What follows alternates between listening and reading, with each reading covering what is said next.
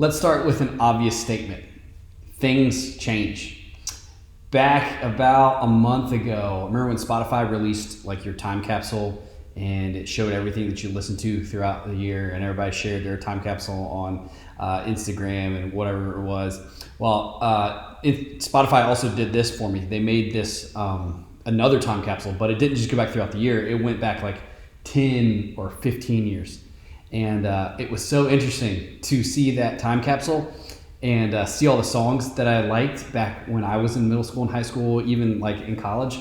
But then I listened to those songs and all those songs that I thought I liked still. Oh my gosh. I was like, skip, don't like you. Oh, this is awful. It just reminded me so much that things change. And my taste in music has changed so much over the years. All those things that I thought I would like and would like forever, it's all changed. And I like completely different stuff. And it's probably the same for you. You don't listen to the same music you listened to when you were 8. Your wardrobe is probably different than it was when you were in 5th grade. Maybe, I hope. You look different than you did when you were a little kid. I mean, you got a different haircut. And these changes, they're just natural. It's just a thing that happens. It's for the most part, expected. No one expects to look the same way they did when they were in 2nd grade. But there are also changes that are unexpected. I mean, just look at 2020. Of all the things that changed, like it was just like, this is something that's unexpected. This is something that's unexpected. This is something that's unexpected. Like everything changed. And unlike changes in fashion trends and musical tastes and food that you eat, these types of change can be a little bit more difficult to deal with. For example, maybe you've had a friendship that kind of just fell apart and there was a person who was close to you that you trusted, but something happened to kind of separate you two, and that was a hard change to go through. Maybe it was a group of friends that changed. So maybe there was this group of people that you hung out with in elementary school that you were really tight with, or maybe in middle school. But when you changed schools, you made that transition from one grade to the other. Maybe you got in different classes. Maybe you started taking harder classes or easier classes or whatever it was, or you joined this sports team or whatever it was. That group of friends just changed, and it hurt. It was a little bit confusing at first. Maybe you just drifted away. Maybe there's not really any reason for it, but you still miss them, and that's a hard change to go through. Or maybe you changed locations. Maybe you moved. Maybe your parents got a new job, and you had to go to a new neighborhood or a town or state. And now you're trying to figure out what it's like to land in a new place and kind of navigate through all that change. You know, unexpected changes have a way of disrupting our lives. And that's what we're going to talk about today. There are so many possibilities of unexpected change in life.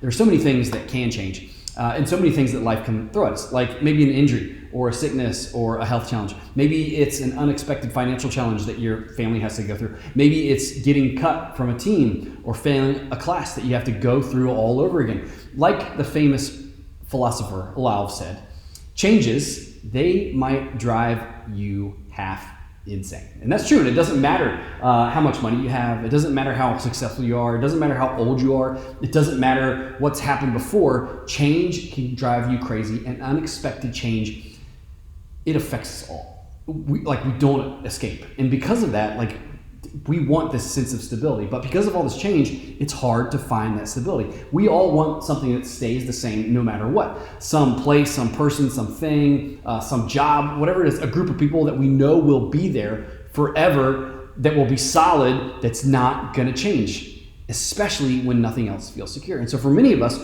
we've always considered family to be that thing for us. For others, family has never been a safe or a secure spot for you. But for all of us, there's this idea, either from our own experience or a belief that we might have, that family should be constant, that family should be that one thing that always stays the same. Even if it's not, we expect it to be. So when change happens in family, it can be much more difficult to deal with.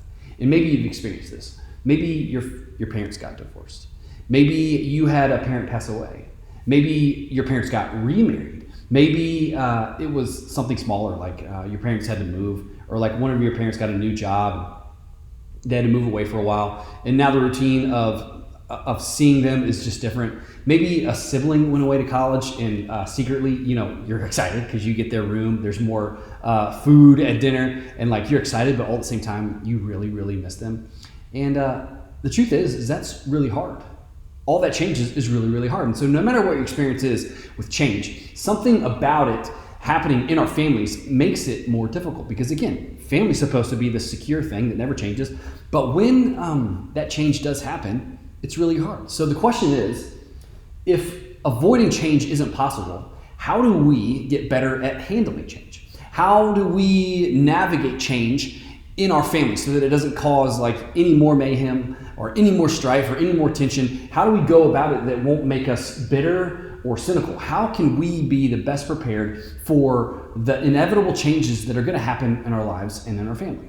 Now, when you look at the Bible, you might be surprised to see that a lot of the writers were helpful when it comes to dealing with change. In fact, there's this writer in the Old Testament, and he writes this book called Ecclesiastes. And we're not really sure who wrote Ecclesiastes. Many people believe it was King Solomon, but King Solomon, if it was him, he had a lot to say about change. Because again, Solomon was a very, very wise man. Solomon wrote the book of Proverbs that he wrote probably to his teenage son. And a lot of that is about wisdom, about how to go through life, how to have the best life. And it has a lot to do with change. Well, he gets to Ecclesiastes, and we're going to read this verse. It doesn't have much to do with family, but what it does have to say can be really, really helpful. In this passage, we're going to look at Solomon is writing about some things that he's observed in his lifetime, and that includes change. So he writes this in Ecclesiastes 3, verses 1 through 8. There is a time for everything, and a season for every activity under the heavens. A time to be born and a time to die. A time to plant and a time to uproot. A time to kill and a time to heal. A time to tear down and a time to build. A time to weep and a time to laugh. A time to mourn and a time to dance. A time to scatter stones and a time to gather them. A time to embrace and a time to refrain from embracing. A time to search and a time to give up. A time to keep and a time to throw away. A time to tear and a time to mend. A time to be silent and a time to speak. A time to love and a time to hate. A time for war and a time for peace. It's a very poetic saying. Everybody get ready. This is what he says. Change is coming. It's going to happen. Like, change is going to happen. Nothing stays constant. The things you're experiencing today will look different tomorrow. That's the world we live in, so we might as well get used to it. And in some ways, this seems kind of depressing. I would love to hear that there's a way that I could make change less difficult and painful, or even better, if there's a way that I could keep things from changing or keep change from happening at all. But that's not what Solomon says. In fact, he's saying the exact opposite. He's letting us know that everything will change at some point or another. It's inevitable. But the truth is that when we know things will change, especially in our families and in the world around us, we can be prepared to deal with it. Instead of fighting change and pretending like nothing's happening, pretending like things will always stay the same, we can open our hands and give up control. See, God is fully aware of everything that changes in our lives. He knows that good and bad will show up in our lives, and neither one of those things are going to last forever. But in this life of constant change, God also makes a promise to us. And unfortunately, the promise isn't that he's going to make all the difficult change go away. In fact, it's something much, much better. In the book of Isaiah, we learn about a message that God has for his people. And not everyone agrees on when Isaiah was written, but most people believe that it was written during a time of trouble in Israel. They were either in captivity to this nation of Babylon, or coming out of exile in Babylon. In other words, their world was kind of falling apart. They had been forced to leave their homes and live in a land with people who spoke a different language, worshiped a different God, and were hostile to their way of life. Like, everything that felt safe, secure, and stable in their lives was completely flipped upside down. All those things that they counted on, they couldn't count on anymore. And in the midst of that, this is what God said to his people. This is Isaiah 43, verse 2. He says, when you pass through the waters, I will be with you. And when you pass through the rivers, they will not sweep over you. When you walk through the fire, you will not be burned. The flames will not set you ablaze. See, imagine the comfort that must have brought the people. Imagine the comfort that they heard in that. When everything around them was changing, God wasn't changing. The same is true for us. In every single moment and season of change, including family change, God will be with us. He is walking through the difficulty with us. We are never alone. God is never caught off guard by the changes in our lives. And if he has promised to be with us, then that must be exactly what we need. See, we can't control the people in our families. And as much as we want our families to be stable and constant, it doesn't always happen. So since we can't stop change and we can't control people, well, what can we do? Well, we can start by focusing on our mindset. Thinking, attitude, and our perspective are so very important when it comes to change. We could change the way we look at change. Think about it like this. When your family changes, your mindset matters. See, when someone in your family moves out, your mindset matters. When someone moves in, your mindset matters. You can't control the external circumstances, but you can work on your attitude and perspective. You can remember that God is with you even when they're not. See, I remember just this summer, my twin brother, he had lived in Tucson, Arizona for 5 years. And me and my twin brother, we're so tight. We're so close. He's my best friend in the entire world. He lived in Tucson, Arizona for 5 years. Well, this summer he moved back here to Virginia Beach.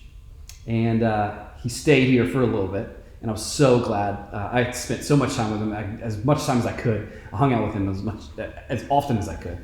Because, again, he's my best friend. But then, again, he moved away. Just 2 hours this time, just up near Richmond. But he moved away. And again, I'm kind of heartbroken. I'm kind of sad because that's my twin brother. He's my favorite person. Well, besides my wife, he's almost my favorite person on the entire planet. And I was really, really sad. But, that change that comes, it's not really something, again, that I can control. But I can control my mindset. I can't control my perspective about that because my brother was living with my parents for a while, and who wants to live with their parents? Nobody. So I was really, really happy when they bought their house, when I helped them move in, when they got all their stuff there. I was really, really happy for him because I know that he's happy. And I know that's what he wants. And see, that's how we can change our mind. That's how we can change our perspective. That's how we can change our attitude towards the change in our family. And so if you want to help change the attitude in your heart about change, here's a few steps to help you work on it. Understand that change will happen. This is why the message of Ecclesiastes is so important.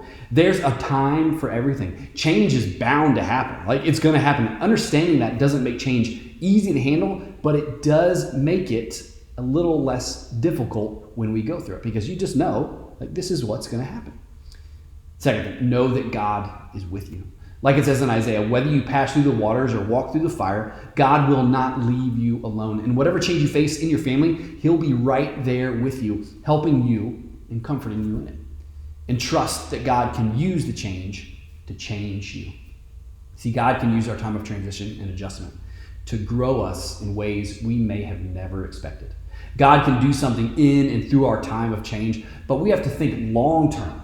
However hard it feels right now, it won't feel this way forever. When we have a long-term view, we know that God is doing something and God is going to do something after this. We just might not see it yet. God isn't done yet. And if we begin to change the way we see change, we can embrace it as something that can take us somewhere good. See, change has the potential to be something good, even though it's hard. It can help us to grow and mature, to develop our character, and to become more and more like Jesus, to become more and more the people Jesus created us to be. And so without question, change is difficult. 2020 taught us all of that. See, a new season, a new house, a new town, a new stepmom, a new normal, a new class, a new sport, a new team, a new place to go, a new restaurant, whatever it is, sometimes it's not easy. Especially when it comes to family. Just knowing that you're not alone, though. You're not the only one that has to deal with change. Like Solomon said, it's bound to hit all of us. You're not alone because God is with you. And you're not alone because you have a small group. You have people in your life that you can talk to that will help walk through change. There are adults in your life that care about you and know a thing or two about change because, again, we've all gone through change. And whatever change is happening in your life right now, I know that God wants to do something after this change. And God wants to do something in you and through you to bring about something good. So if you're going through change, don't be afraid to reach out to a small group leader. Don't be afraid to reach out to a friend. Don't be afraid to reach out to a parent and just say, hey, I'm having a hard time with this. I'm having a difficult time with this. See, when your family changes, your mindset really matters. So let's ask God for the strength and grace to help us get our mindsets in the right place.